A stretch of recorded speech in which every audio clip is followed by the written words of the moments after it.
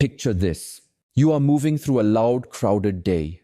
Horns, messages, pressure. Someone cuts in front of you. Someone talks down to you. Someone gives you that look. And in 1 second, your whole mood is gone. Your chest gets tight. Your jaw locks. Your mind starts writing a war story. But now imagine something else. Imagine becoming the kind of person who cannot be pulled that easily. The kind of person who feels the heat, sees the disrespect, hears the insult, and still stays steady. No shaking. No snapping. No losing the whole day over one small moment. That kind of power is real. And it does not belong only to monks, masters, or people living in silence. It can belong to you. Because the truth is simple and hard at the same time. Nobody can fully disturb your inner state unless you hand them access. Let that sink in. Most people never learn this. They spend years reacting, defending, explaining, proving, and replaying things that should have been dropped in 10 seconds. But not today. Today we flip that pattern. Today you learn how to keep your peace when life gets loud. Stay with me, because one shift in how you see anger can change every conversation, every conflict, and every day that comes after this. There was once a man trapped in a place built to crush the human spirit. Everything around him was cruel. Every day was filled with fear, humiliation, pain, and uncertainty. He could not control the walls around him. He could not control the people hurting him. He could not control the injustice of what was happening. But he discovered one thing they could not steal unless he surrendered it himself. His inner response, his attitude, his final say over his own mind, and that truth made him stronger than his suffering. His body was trapped, but his spirit refused to kneel. He understood something most people still miss while living comfortable lives. Real freedom is not when life becomes easy. Real freedom is when other people can no longer program your emotions. That does not mean pain disappears. It means pain does not become your master. It means disrespect does not own your heartbeat. It means chaos can stand at your door and still fail to enter your center. Think about how deep that is. If a person in terrible conditions could still guard the inside of his mind, then what excuse do we have when traffic ruins our morning or one rude comment ruins our week? This is where power begins. Not outside, inside. Not in controlling the world, but in refusing to let the world control you. Most people move through life like they are wired to react on command. One bad tone and they tense up. One delay and they explode. One cold reply and they spiral. One memory and the whole mood shifts. It happens fast. So fast it feels automatic. That is why people say they made me angry. But look closer. Did they truly make you angry, or did they touch something in you that was already waiting to fire? This matters, because if your peace depends on everybody behaving properly, you will never know peace for long. People will be rude. Some will be selfish. Some will be careless. Some will be lost in their own pain and spill it onto you. If your emotional state rises and falls with every one of those people, then your life is not really yours. It belongs to whoever can trigger you fastest. That is a dangerous way to live. You do not have to show up to every fight. You do not have to catch every insult someone throws. You do not have to turn every moment into a courtroom where you defend your worth. Sometimes the strongest move is no move. Sometimes the greatest proof of power is staying seated within yourself while the storm keeps begging you to come outside. And wait, because this next idea changes everything. Anger feels powerful in the moment, but most of the time it is just borrowed fire that burns the one carrying it. The real cause of most emotional pain is not only what happened, it is the meaning you attach to what happened. Someone cuts you off in traffic. One mind says, "What an idiot. How dare he?" Another mind says, "Not worth my peace." Same event, different meaning, different outcome. Your boss criticizes you harshly. One mind hears, "I am not enough." Another hears, "Take what helps, leave what does not." Same event, different meaning, different outcome. That is why two people can go through the same moment and walk away with completely different emotional states. The event is not the whole story. Your interpretation finishes the script. And this is where your freedom lives. Not in stopping all difficult people. Not in building a perfect life where nobody annoys you. But in mastering the space between the event and your response. In that small space sits your power, your dignity, your maturity, and your peace. The world does not need to become softer for you to become stronger. You do not need everyone to understand you in order to remain clear. You do not need constant respect from the outside when your center is already rooted on the inside. This is not numbness. It is not pretending. It is not becoming cold. It is conscious choice. It is saying, I see what this is and I refuse to let it drive me. Keep listening, because once you understand this, your whole emotional life starts changing from the inside out. Your mind is like a control panel. On it are your fears, your pride, your old wounds, your need to be seen, your need to be right, your need to be respected, your need to win. And as long as random people can reach that panel with one word, one look, one careless action, you will stay vulnerable. Every emotional trigger is a button waiting to be pressed. The goal is not to force the world to stop touching buttons. The goal is to stop leaving your panel exposed. Ask yourself honestly, what gets me every time? Being ignored, being corrected, feeling disrespected, feeling misunderstood, being left out, being blamed. If you do not study your triggers, they will keep running your life from behind the curtain. Most people think they are reacting to the present, but often they are reacting to old pain wearing a new face. That is why the same kind of comment hurts every time. That is why the same type of person keeps shaking you. The world is not always attacking you. Sometimes it is simply revealing what still needs healing. And that truth is not meant to shame you. It is meant to free you, because what you can see, you can work on. What you can name, you can weaken. What you can face, you can outgrow. You become harder to provoke when you stop pretending you have no weak spots and start training them quietly, patiently, daily. That is how calm becomes real. Not as an act, as a built response. Think of the mind like a muscle. If you never train it, it will collapse under pressure. If you only train it when life is easy, it will fail when life gets heavy. Mental strength is built in moments that seem small. In the pause before the angry reply, in the breath you take before speaking, in the second where your old self wants to react and your wiser self says, wait. That pause is not weakness. That pause is power entering the room. Anyone can explode. Anyone can shout, slam doors, write long messages, and throw their emotions around like weapons. That takes no mastery. That is impulse. That is habit. But to feel the heat and still stay measured, that is training. To be insulted and remain clear, that is training. To be disappointed and not let it poison the rest of your day, that is training. Little by little, this changes your whole life. You stop being dragged by every mood. You stop treating every irritation like an emergency.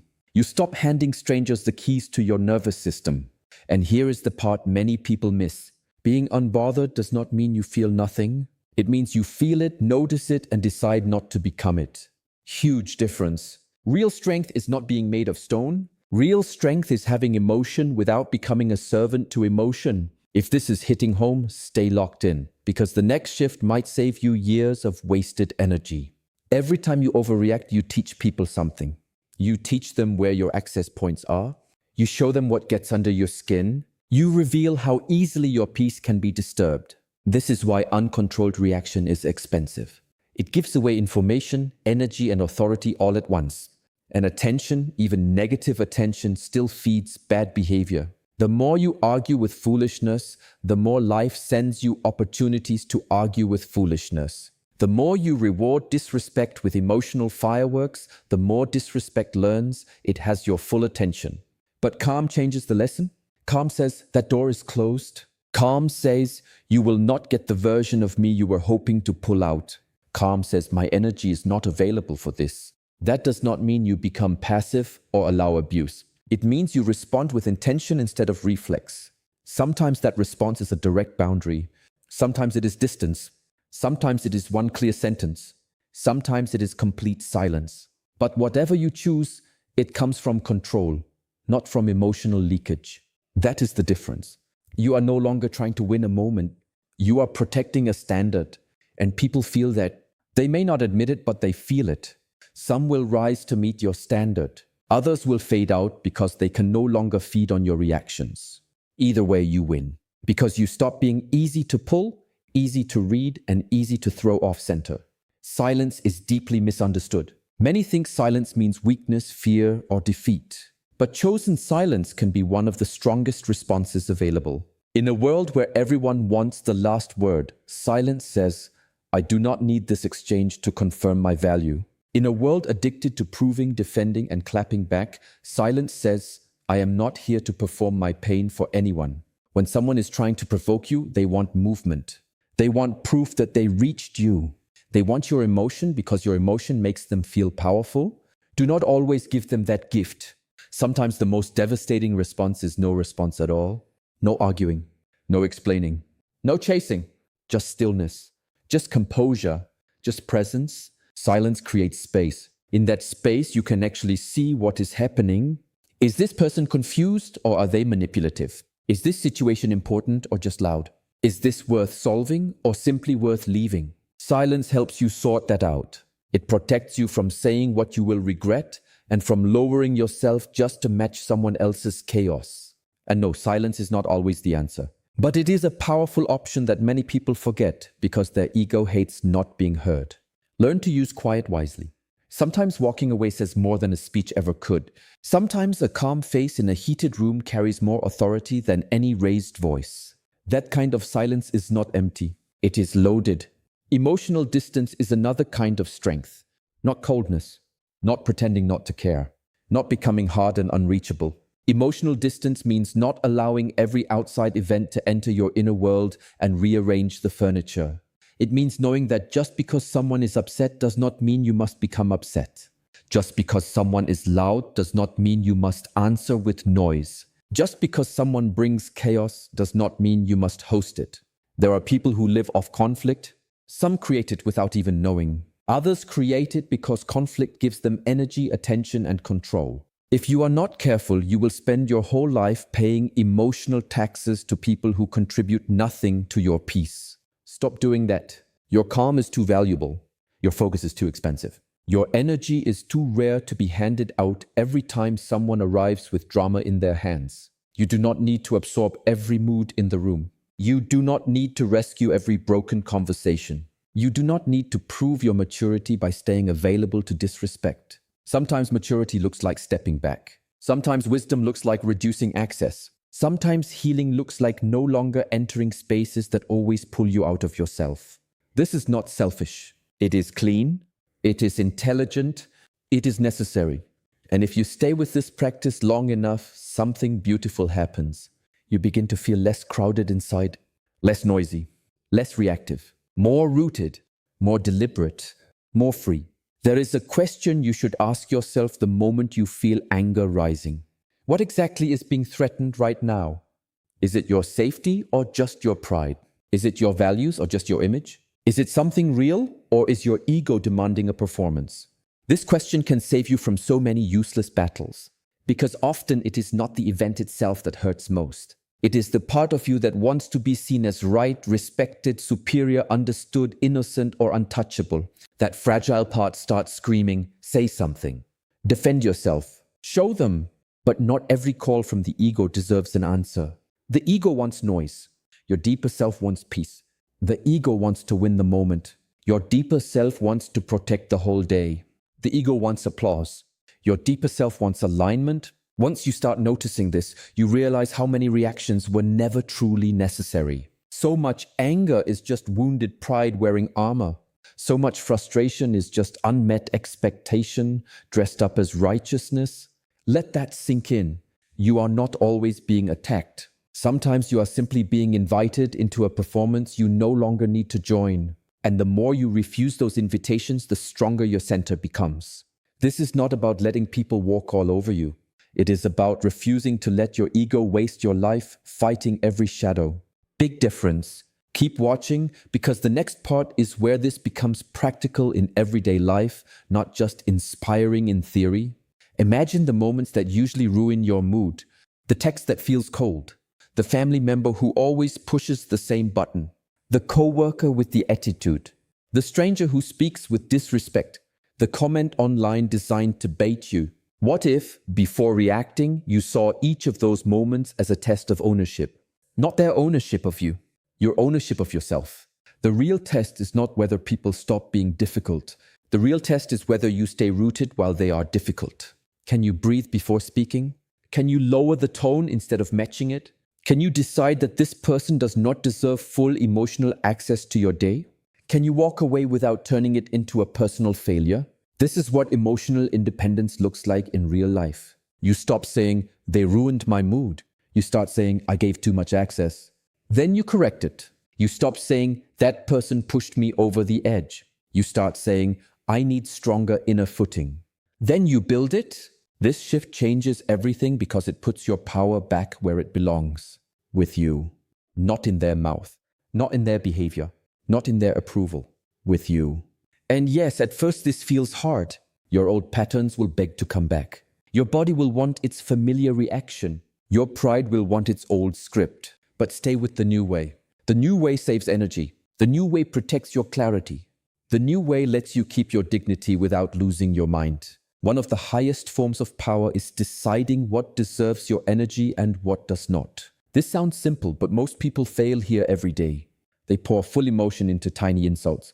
They waste hours on moments that should have cost 5 seconds. They let one careless person take up space in their mind all night. Think about how often that happens. The person who upset you may already be laughing, sleeping, eating, moving on with life, while you are still holding their words like burning coals in your hands. That is how anger tricks you. It convinces you that holding on is strength when really it is self-damage. The fire feels aimed outward, but it burns inward first. So start choosing better. Not every problem is yours to solve. Not every misunderstanding deserves correction. Not every false opinion needs a defense. Not every act of disrespect needs a speech. Some things deserve boundaries. Some deserve distance. Some deserve action. And many deserve nothing at all. Nothing. That word is powerful. Nothing is a response. Nothing is a filter. Nothing is a gate. When you stop giving automatic energy to everything that touches your nerves, your life becomes cleaner. You think better. You sleep better. You speak with more weight because your words are no longer spilling everywhere. And people notice. Calm people are not ignored. Calm people are felt. Their energy changes rooms before they even say much. Stillness is not passive. It is active control. It is breath held with wisdom. It is a steady center in a shaking world. The still person in the room often holds the most power because they are not leaking themselves everywhere. They are not scrambling for control through volume. They are not proving confidence through aggression. Their control is quieter than that, deeper than that, stronger than that. They see more because they are not blinded by reaction. They hear more because their pride is not shouting over the moment. They decide better because they are not trapped inside impulse. This is why stillness matters. Stillness lets you read the room before the room reads you. Stillness lets you choose your words like tools instead of throwing them like stones. Stillness lets you feel the first spark of anger and put water on it before it becomes a fire. And over time, stillness becomes magnetic. People sense when someone is not easy to shake. They sense when someone does not need to dominate to stay powerful. They sense inner order. And inner order speaks louder than performance. So when you feel that urge to defend, argue, or prove, pause. Ask yourself, would stillness protect me better here? Many times the answer is yes. Many times your next level is not more force. It is more restraint, not more noise. More groundedness, not more reaction.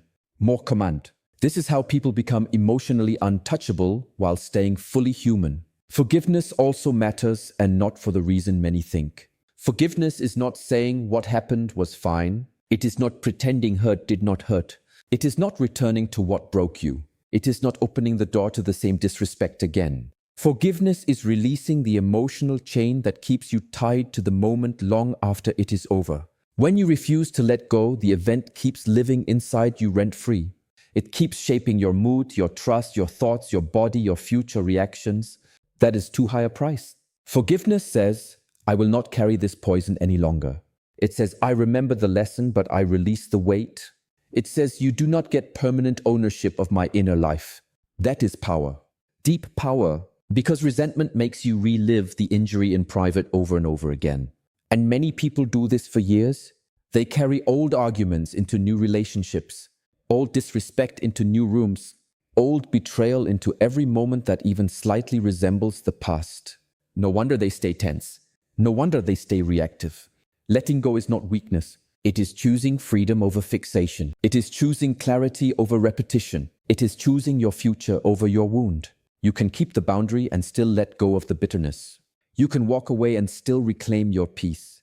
You can remember what happened and still refuse to be emotionally chained to it. That is what healing looks like when it becomes mature. Now let's make this even more practical. The next time someone disrespects you, do not rush. Feel your feet, slow your breath, relax your jaw. Let your body know there is no emergency. Then ask, what response protects my peace and my self-respect at the same time? Sometimes that response is calm directness. Do not speak to me like that. Simple, clean, no performance. Sometimes it is a shorter sentence. Noted. Sometimes it is a boundary. Sometimes it is leaving the room, ending the call, not replying, or not returning to the same pattern again. You do not need a dramatic reaction to prove you have standards. Quiet standards are often stronger because they are not trying to impress anyone. They are just real. Practice not explaining yourself too much. Practice not chasing understanding from people committed to misunderstanding you. Practice not repeating yourself to ears that only listen for weakness. Practice letting silence finish the sentence. Practice leaving sooner. Practice recovering faster. Practice refusing to relive small nonsense in your head for hours. This is all training. And every time you do it, your mind learns a new path. It learns that irritation is not authority. It learns that emotion is information, not command. It learns that peace can stay even when the room is imperfect. That is the goal. Not a perfect world, a stronger inner world. Big difference. This part alone can change how you handle conflict for the rest of your life. And let's be honest, staying calm is not always easy. Some days you will react. Some days you will say too much. Some days the old version of you will come back fast and strong. That does not mean you failed. It means you are human and still in training. Do not turn one reaction into a new identity. Just learn from it. Ask what got touched. Ask what story you believed. Ask where you lost the pause. Then strengthen that point. This path is not about becoming perfect. It is about becoming aware sooner, recovering faster, and surrendering your peace less often. That is already a huge transformation. Over time, people may notice you have changed. The same things that once got a rise out of you no longer work. The same bait no longer lands. The same tension no longer enters you the same way. That is growth, quiet growth, powerful growth. And here is something beautiful. When you stop feeding drama, your life gets lighter. When you stop overreacting, your relationships get clearer. When you stop letting outside noise lead your inside world, your whole presence changes. You become less available to chaos and more available to purpose. Less available to offense and more available to peace. Less available to petty battles and more available to the life you actually want to build. If you are still here, do not miss this final truth because it may be the most important one of all. You do not become unshakable because life stops testing you. You become unshakable because you stop volunteering your peace to every test. You stop handing over your mood like it is public property. You stop believing every emotional spark needs a fire. You stop measuring strength by how loudly you react and start measuring it by how deeply you stay rooted.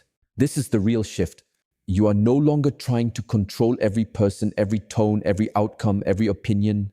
You are learning to command the one place that was always yours to command. Your inner world, your response, your energy, your attention, your peace. Protect those things. Guard them like treasure. Use them with purpose. Spend them where they build you, not where they drain you. Let foolishness stay foolish without becoming your burden. Let provocation fail. Let disrespect meet a wall of calm. Let noise remain outside when it deserves to remain outside. And when the urge to react rises again, remember this. You do not have to attend every argument. You do not have to answer every insult. You do not have to prove your worth to every passing voice. Breathe. Pause. Choose. That is mastery. That is freedom. That is how you walk through a loud world with a quiet mind. And once you learn that, truly learn it, everything changes.